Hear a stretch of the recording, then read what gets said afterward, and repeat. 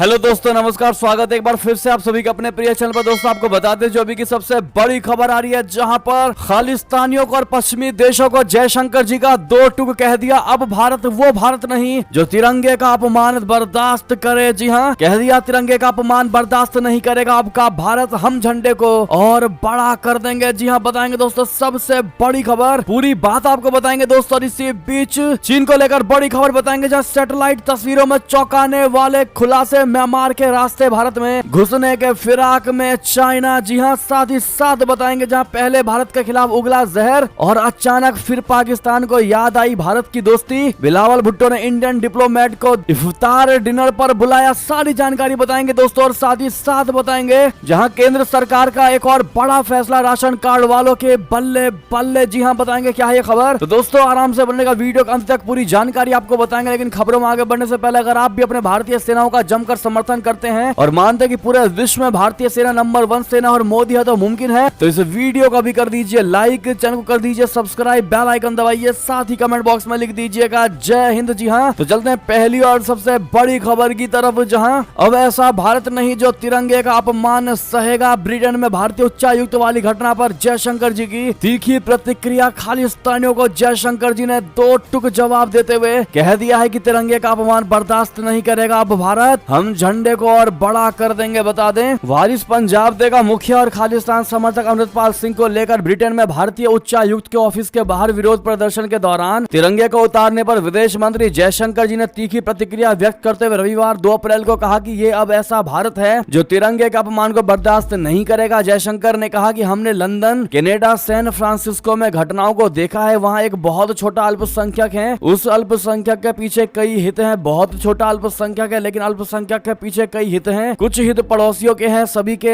आप जानते हैं कि कौन सा। यहाँ से बात उन्होंने पाकिस्तान को लेकर की दोस्तों। साथ ही साथ ब्रिटेन पे भी जमकर बरसे। इसके साथ ही उन्होंने ब्रिटेन को लेकर कहा कि हम बहुत स्पष्ट हैं, ये उस देश का दायित्व है जहाँ ये दूतावास है, जहाँ इन राजनयिकों को सुरक्षा प्रदान करनी है। आखिरकार हम इतने सारे विदेशी दूतावासों के लिए सुरक्षा प्रदान करते हैं, यदि वे सुरक्षा प्रदान नहीं करते हैं तो भारत की ओर से भी प्रतिक्रिया आएगी। ये वो भारत नहीं है जो अपने राष्ट्रीय ध्वज को नीचे खींचने जाने को कभी स्वीकार करेगा। जी हाँ, उन्होंने कहा हमारे उच्चायुक्त ने सबसे पहला काम ये किया कि उन्होंने एक बहुत बड़ा झंडा भी मंगवाया और उन्होंने उसे वहीं इमारत के ऊपर लगा दिया। ये न केवल उन तथाकथित खालिस्तानियों के लिए एक बयान था, बल्कि अंग्रेजों के लिए भी एक बयान था कि ये मेरा झंडा है और अगर कोई इसका अनादर करने की कोशिश करता है तो मैं इसे और भी बड़ा कर दूंगा। जयशंकर ने कहा उस अर्थ में ये विचार है कि आज एक अलग भारत है। ये एक ऐसा भारत है जो बहुत जिम्मेदार और बहुत दृढ़ है अपने भारत, अपने देश, अपने लोग, अपने तिरंगे को लेकर। बहरहाल दोस्तों, अगर आप भी जयशंकर जी के इस बयान का दिल से समर्थन करते हैं और मानते हैं कि बिल्कुल सटीक जवाब है ब्रिटेन के उस अंग्रेजों को, ब्रिटेन के उस खालिस्तानियों को जिन्होंने भारत पर उंगली उठाने की कोशिश की, भारत पर अत्याचार करने की कोशिश की, तो दोस्तों कमेंट में थैंक यू जयशंकर जी कहना बिल्कुल मत भूलिएगा। और आप लोग क्या जवाब देना चाहेंगे दोस्तों तिरंगे के उस अपमान को लेकर, बताइएगा जरूर। चलते हैं एक और बड़ी खबर की तरफ, जहां म्यांमार के रास्ते भारत में घुसने की फिराक में चीन। सैटेलाइट तस्वीरों में चौंकाने वाला खुलासा। बता दें, चीन का जिक्र आते ही सबसे पहले ख्याल में इसकी विस्तारवादी नीति आती है। देश के अंदर भले ही तमाम उथल पुथल मचा हो, मगर सीमा से लगे देशों को परेशान करने में इसे बहुत खुशी मिलती है। इसी का नतीजा है कि केवल भारत ही नहीं बल्कि हर पड़ोसी देश इससे नाराज है, खफा रहता है। फर्म मैक्सर टेक्नोलॉजीज ने कुछ सैटेलाइट तस्वीरें जारी की हैं, जिसमें म्यांमार स्थित कोको द्वीप समूह यानी कोको आइलैंड्स में निर्माण होता नजर आ रहा है। हालांकि इसके पीछे चीनी चाल है या फिर म्यांमार ही इसे बनवा रहा है, इसमें संदेह है। लेकिन भारत के लिए ये चिंता की बात है। ये एक ह्यूमन नेचर है कि अगर आपका दुश्मन और धोखेबाज शख्स कुछ भी करेगा तो उसमें आपको संदेह की बूझ जरूर आएगी। भारत और चीन के बीच ऐसा ही कुछ है। चीन ने हमेशा भारत की पीठ पर छुरा भोंका है, कभी लद्दाख तो कभी अरुणाचल प्रदेश। जहाँ भी इसको मौका मिलता है ये देश घुसपैठ की फिराक करता है। तवांग सबसे ताजा उदाहरण है। अब कोको आइलैंड में बड़े स्तर पर निर्माण कार्य हो रहा है। इससे भारत को खतरा है क्योंकि चीन और म्यांमार के रिश्ते इस वक्त काफी घुले मिले लग रहे हैं, जिससे ये शंका बढ़ रही है कि कहीं भारत के अंडमान निकोबार पर तो चीन की नजर नहीं है। बड़े पैमाने में निर्माण कार्य मैक्सर टेक्नोलॉजीज ने इसी साल जनवरी में ये तस्वीरें ली हैं, जिसमें रनवे, हैंगर और नॉर्थ में कुछ इमारतें दिखाई दे रही हैं। इसके अलावा एयरबेस रनवे की लंबाई अप्रत्याशित रूप से बढ़ गई है। एक दशक पहले जहां की लंबाई 1300 मीटर थी, वहीं अब 2300 मीटर हो चुकी है। इसके मायने क्या है? म्यांमार उग्रवाद की आग में जल रहा है, यहाँ पर सेना का शासन है, लोगों की शक्तियां दमन हो चुकी हैं। चीन को ऐसी तस्वीरें पसंद है क्योंकि वहाँ खुद भी लोकतंत्र का दम घुटता है। चीन का लालच भारत है। बहरहाल चीन कोई भी चाल चले भारत उसको जरूर पकड़ लेता है दोस्तों, क्योंकि भारत के पास अब वो टेक्नोलॉजीज हैं जिसको चाइना कभी सोच भी नहीं सकता कि भारत के पास भी ये टेक्नोलॉजीज होंगी। अगर आप भी दोस्तों मानते हैं कि भारत अब वाकई में बहुत ही ज्यादा एडवांस हो चुका है तो कमेंट में मोदी है तो मुमकिन है लिखना बिल्कुल मत भूलिएगा। बात करते हैं एक और बड़ी खबर की, जहां पहले भारत के खिलाफ उगला जहर और फिर पाकिस्तान को याद आई भारत से दोस्ती। बिलावल भुट्टो ने इंडियन डिप्लोमेट को इफ्तार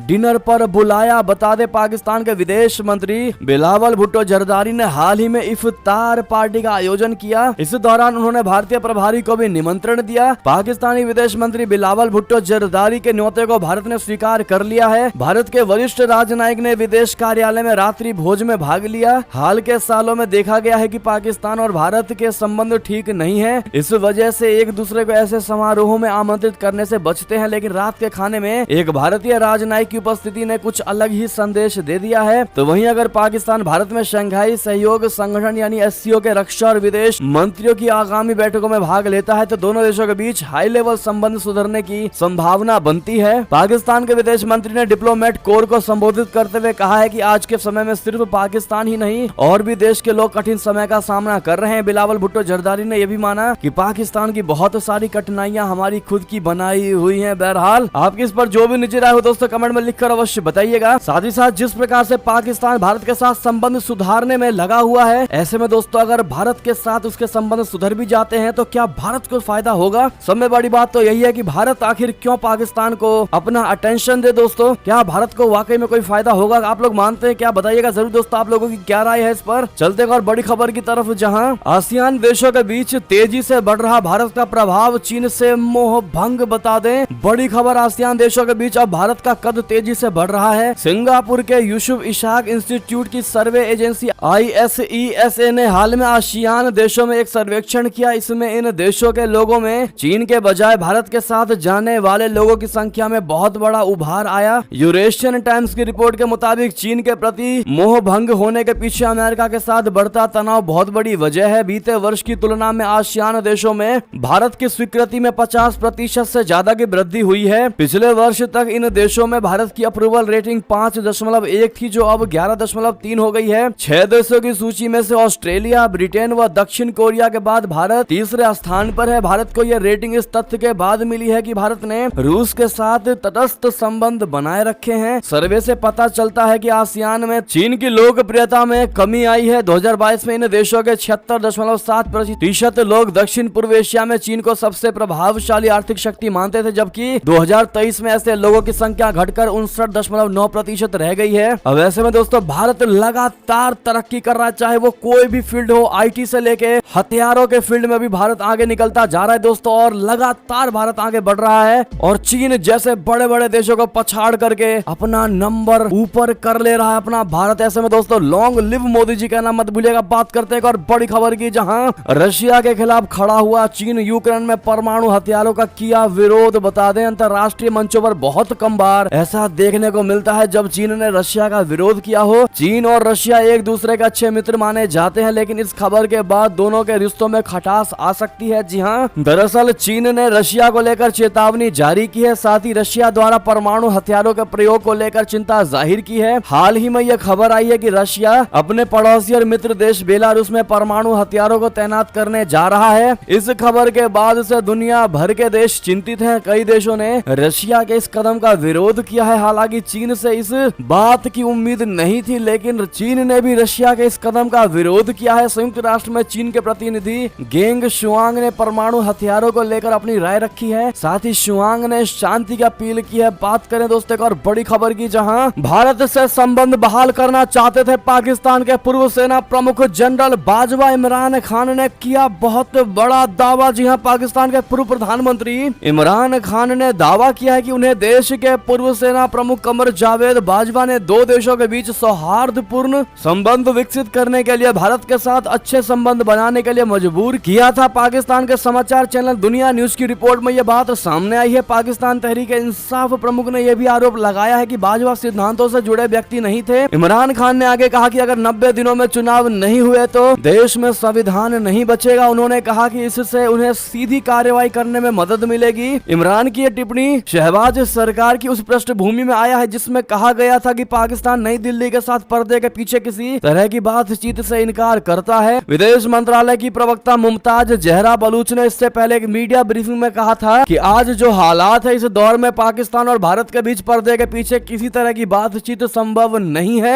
ऐसे में दोस्तों अब सारी इमरान खान के कार्यकाल की सच्चाई निकलकर सामने आ रही है। भारत के खिलाफ इनकी कैसी विचारधारा थी। बहरहाल चलते हैं और बड़ी खबर की तरफ, जहां असम के मुख्यमंत्री हेमंत बिस्वा शर्मा को खालिस्तानी संगठन से मिली खुली धमकी, जिसमें लिखा था ध्यान से सुनिए सीएम बिस्वा शर्मा। पूरी बात आपको बताते, जहां असम के मुख्यमंत्री हेमंत बिस्वा शर्मा को कथित तौर पर एक ऑडियो मैसेज के जरिए प्रतिबंधित खालिस्तानी संगठन सिख फॉर जस्टिस से धमकी मिली है। असम की पुलिस ऑडियो क्लिप की पुष्टि कर रही है और इस बीच सभी जिलों को अलर्ट भी कर दिया गया है। कथित ऑडियो क्लिप में बोलने वाले ने खुद को गुरुपतवंत सिंह पन्नू बताया है। बता दें कि गुरुपतवंत सिंह पन्नू सिख फॉर जस्टिस का स्वयंभू सरगना है जो अमेरिका में रह रहा है और भारत में मोस्ट वांटेड आतंकियों की लिस्ट में शामिल है। सीएम शर्मा को मिली कथित धमकी में कहा गया है कि असम की जेलों में अमृतपाल के सहयोगियों को राज्य सरकार की ओर से प्रताड़ित किया जा रहा है। समाचार एजेंसी एएनआई के मुताबिक कथित धमकी में कहा गया है कि ये मैसेज असम के मुख्यमंत्री हेमंत बिस्वा शर्मा के लिए है। आपकी सरकार असम में खालिस्तान समर्थक सिखों को प्रताड़ित कर रही है और यातना दे रही है। जो लोग जेल में हैं उन्हें भी यातनाएं दी जा रही हैं। ध्यान से सुनिए सीएम शर्मा, लड़ाई खालिस्तान समर्थक सिखों और भारतीय शासन के बीच है। शर्मा, आप हिंसा में शिकार ना बने। हम खालिस्तान जनमत संग्रह की एक शांतिपूर्ण लोकतांत्रिक प्रक्रिया के जरिए भारत के कब्जे से पंजाब को मुक्त कराना चाहते हैं। शर्मा, अगर आपकी सरकार सिखों को प्रताड़ित और परेशान करने जा रही है तो आपको जिम्मेदार माना जाएगा, ऐसा धमकी दिया गया है। दोस्तों ऐसे में सीएम को मिली इस धमकी पर पुलिस ने बहुत बड़ा एक्शन भी लिया है। चलते एक और बड़ी खबर की तरफ, जहां अगर 90 दिनों में नहीं हुआ चुनाव तो खत्म हो जाएगा पाकिस्तान का संविधान। इमरान खान ने दी बड़ी चेतावनी। बता दें इमरान खान यानी पीटीआई अध्यक्ष ने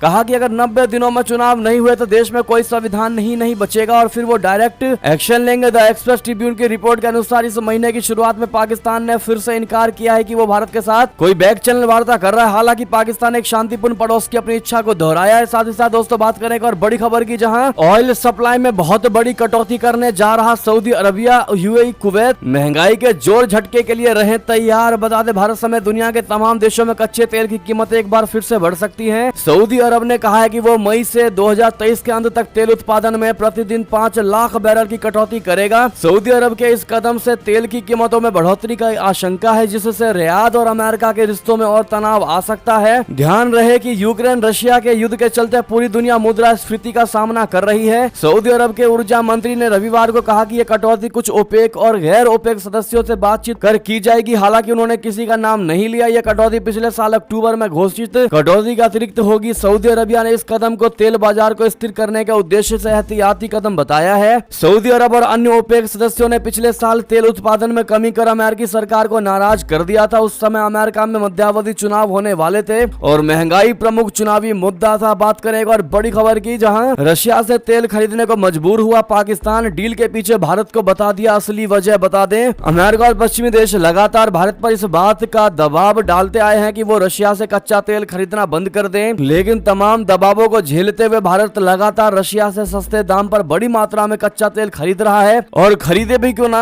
आखिर भारत को जिसमें फायदा होगा भारत तो डेफिनेटली वही करने वाला है। अब पाकिस्तान भी भारत के इस कदम को कॉपी करने जा रहा है। पाकिस्तान के मीडिया आउटलेट डॉन की रिपोर्ट के मुताबिक वहां पेट्रोलियम मंत्री मुसादिक मलिक ने कहा है कि उनकी सरकार अगले महीने रशिया से कच्चे तेल का पहला ऑर्डर देने जा रही है। मुसादिक मलिक के मुताबिक रशिया से तेल की पहली खेप पाकिस्तान पहुंचने में 4 सप्ताह का समय लगेगा। उन्होंने भारत का जिक्र करते हुए ये भी कहा कि अमेरिका और पश्चिमी देशों के दबाव में आए बिना हमारा पड़ोसी देश भारत लगातार रशिया से सस्ती कीमत पर कच्चा तेल खरीद रहा है। इससे पहले पाकिस्तान ने 2022 में भी रशिया से सस्ता तेल खरीदने की बात कही थी, लेकिन तब पाकिस्तान ने अपना कदम पीछे खींचते हुए इस डील को ठंडे बस्ते में डाल दिया था। एक्सपर्ट्स ने तब पाकिस्तान के इस कदम के पीछे अमेरिका के दबाव को वजह बताया था, लेकिन अब पाकिस्तान ने अमेरिका को बड़ा झटका देते हुए आखिरकार रशिया से तेल खरीदने का मन बना ही लिया है। ऐसे में सबसे बड़ा सवाल दोस्तों यही है कि क्या पाकिस्तान को भी भारत जितनी छूट मिलेगी तेल खरीदने में? आपको क्या लगता है दोस्तों? अपनी राय अवश्य दीजिएगा। क्या रशिया उतनी ही छूट देगा पाकिस्तान को? बात करें अगली बड़ी खबर की, जहां पाकिस्तान से जुड़ी बड़ी खबर, जहां भारत में बन रहा एप्पल और पाकिस्तान पाकिस्तान में हुए मोबाइलों के दुकान बंद। जी हां, पाकिस्तान में 30 मोबाइल फोन कंपनियों ने बंद कर दिया असेंबली प्लांट। 20,000 नौकरियों पर आया बहुत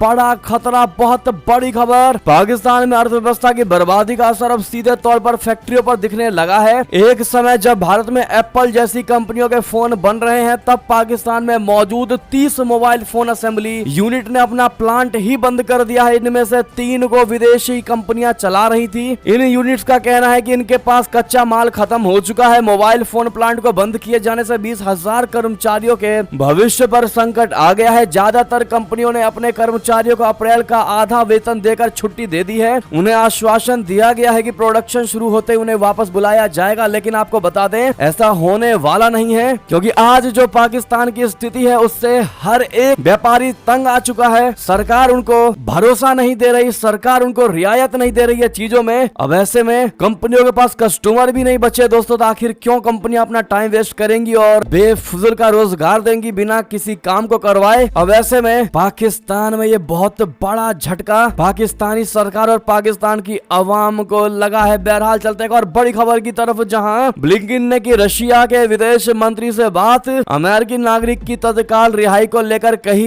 ये बात। बता दें, अमेरिकी विदेश मंत्री एंटनी जे ब्लिंकन ने रविवार को रूसी विदेश मंत्री सरगेई लावरोव से बात की। दरअसल रशिया में एक अमेरिकी नागरिक पत्रकार को हिरासत में लिया गया है। इसी मामले में ब्लिंकन ने लावरोव को फोन लगाया और संयुक्त राज्य अमेरिका की गंभीर चिंता के बारे में उन्हें बताया है। ब्लिंकन ने अमेरिकी नागरिक तत्काल रिहाई की अपील भी की है। अमेरिकी प्रधान उप प्रवक्ता वेदांत पटेल के मुताबिक रशिया में अमेरिकी नागरिक पत्रकार को जबरन हिरासत में रखने के मामले में गंभीर चिंता व्यक्त करने के लिए ब्लिंकन ने रविवार को सरगेई लावरोव से बात की। उन्होंने अमेरिकी पत्रकार इवान गर्शकोविच को गलत तरीके से हिरासत में लिए गए अमेरिकी नागरिक पॉल वेलन की रिहाई का आह्वान किया। साथ ही साथ दोस्तों बात करें एक और खबर की, जहां आखिर कब आने वाली है अगली महामारी, झट से पता चल जाएगा। ब्रिटेन में तैयार हुआ जेनेटिक अर्ली वार्निंग सिस्टम। बता दें, ब्रिटेन में वैज्ञानिकों ने ऐसा अर्ली वार्निंग सिस्टम यानी पूर्व चेतावनी देने वाला सिस्टम बनाया है जो अगली महामारी आने से पहले बता देगा। ये अर्ली वार्निंग सिस्टम जेनेटिक है, यानी जेनेटिक अर्ली वार्निंग सिस्टम। ये सिस्टम सटीकता के साथ बता देगा कि कौन सा रेस्पिरेटरी वायरस खतरनाक रूप ले सकता है। कैम्ब्रिज शायर स्थित वेलकम सेंगर इंस्टीट्यूट में वैज्ञानिकों की टीम ये अर्ली वार्निंग सिस्टम बनाया है। ये सेंटर दुनिया के सर्वश्रेष्ठ जेनेटिक रिसर्च और डीएनए सीक्वेंसिंग करने वाला केंद्र है। अब वो इसे सस्ता और आसानी से मिलने वाली तकनीक में बदल रहे हैं ताकि दुनिया भर में इस सिस्टम को दिया जा सके। इस सिस्टम के जरिए पूरी दुनिया में वायरसों पर निगरानी रखी जा सकेगी। इसमें influenza virus, respiratory syncytial virus, corona virus और अन्य पुराने पैथोजन भी शामिल है। साथ ही साथ दोस्तों एक और बड़ी खबर आपको बता दें, जहां बिहार में बोले अमित शाह, कहा आप हमें 40 में 40 सीट दीजिए, दंगाइयों को उल्टा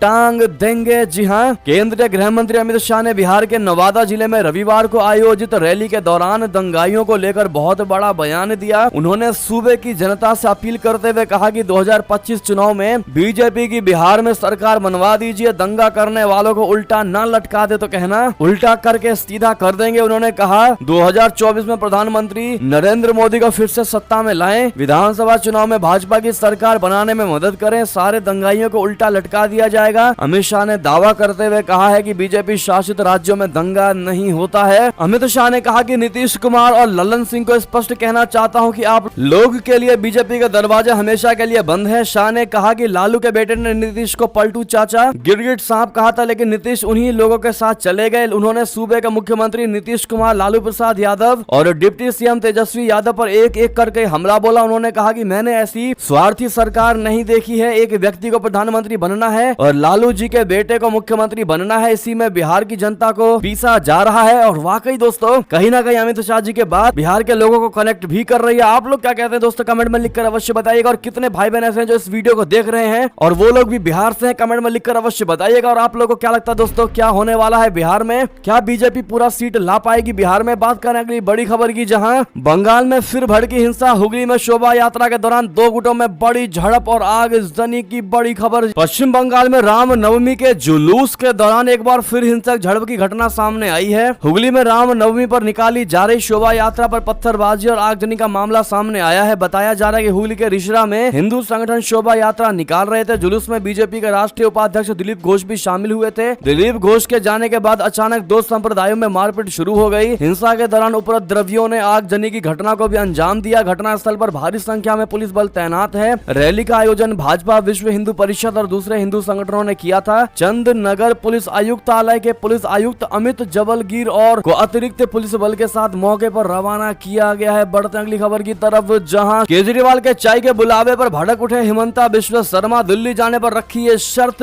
कहा मर्द जैसा बात कीजिए। जी हां, दिल्ली के मुख्यमंत्री अरविंद केजरीवाल आज असम के दौरे पर थे। सीएम केजरीवाल ने अपने स्पीच में कहा कि वो असम के हेमंत बिश्वा शर्मा को अपने घर चाय पर बुलाना चाहते हैं। केजरीवाल ने हिमंता को निमंत्रण देते हुए कहा कि आप मेरे घर आइए, मैं आपको अपनी गाड़ी में दिल्ली घुमाऊंगा। केजरीवाल के इस निमंत्रण पर हिमंता भड़क गए। केजरीवाल पर हमला बोलते हुए हिमंता ने कहा मर्द जैसा बात कीजिए। दरअसल दोस्तों, रविवार को आम आदमी पार्टी के सबसे बड़े नेता अरविंद केजरीवाल असम गए थे। वहां उन्होंने हिमंता बिश्वा शर्मा पर जमकर निशाना साधा था। बीते दिनों हिमंता ने केजरीवाल को चेतावनी दी थी। हिमंता ने कहा था कि अगर केजरीवाल ने उनके खिलाफ भ्रष्टाचार का आरोप लगाया तो वो उन पर मानहानि का केस कर देंगे। हिमंता के इसी चेतावनी पर तंज कसते हुए आज केजरीवाल ने ये बात कही, आपने 7 साल में कुछ नहीं किया, आपको मैं चाय और खाने के लिए अपने घर का निमंत्रण देता हूँ, आप मेरे घर आइए, मैं आपको दिल्ली घुमाऊंगा और ये दिखाऊंगा कि हमने दिल्ली में कितना शानदार काम किया है। केजरीवाल के इस निमंत्रण पर हिमंता बिश्वा शर्मा ने कहा, हाँ मैं दिल्ली जरूर आऊंगा, लेकिन मैं वहाँ के झुग्गी झोपड़ी में भी जाऊंगा जो नर्क के समान है। मैंने दिल्ली में चुनाव प्रचार किया है, मुझे पता है सब। दिल्ली की तुलना में असम स्वर्ग है। बहरहाल दोस्तों, ऐसे में आप लोग अपनी क्या राय देने वाले हैं केजरीवाल को, कमेंट में लिखकर अवश्य बताइएगा। बात करते हैं एक और बड़ी खबर की, जहां जो लोग राजस्थान से, उनके लिए बहुत बड़ी खुशखबरी की खबर है। 1 अप्रैल से शुरू हो चुकी है घरेलू गैस सिलेंडर पर सब्सिडी। हर सिलेंडर पर उपभोक्ताओं के बचेंगे इतने रुपए। बता दें, डोमेस्टिक गैस सब्सिडी प्रदेश सरकार ने घरेलू गैस उपभोक्ताओं को परसों से ही बड़ी राहत दे दी। पूरे प्रदेश में अब गैस सिलेंडर महज 500 रुपए में मिलेगा, यानी सरकार ने करीब 600 रुपए सब्सिडी देने का ऐलान किया है। बता दें कि फिलहाल देश भर में गैस सिलेंडर की कीमत 1100 रुपए के करीब है। सबसे अहम बात यह है कि ये योजना परसों यानी 1 अप्रैल से लागू हो चुकी है और सरकार के इस फैसले से करीब 73 लाख घरेलू गैस उपभोक्ताओं को इसका लाभ मिलेगा। ऐसे में दोस्तों, आपके यहाँ पर अभी सिलेंडर के क्या भाव है, कमेंट में लिखकर अवश्य बताइएगा। रेट और सिलेंडर के जिस प्रकार से रेट लगातार बढ़ रहे हैं दोस्तों, आप लोग केंद्र सरकार से क्या रिक्वेस्ट करना चाहेंगे, कमेंट में लिखकर वो भी जरूर बताइएगा। चलते हैं एक और बड़ी खबर की तरफ, जहां केंद्र सरकार का एक बड़ा फैसला और राशन कार्ड वालों की बल्ले बल्ले। देश भर में लागू हुआ नया नियम। बता दें, राशन कार्ड के तहत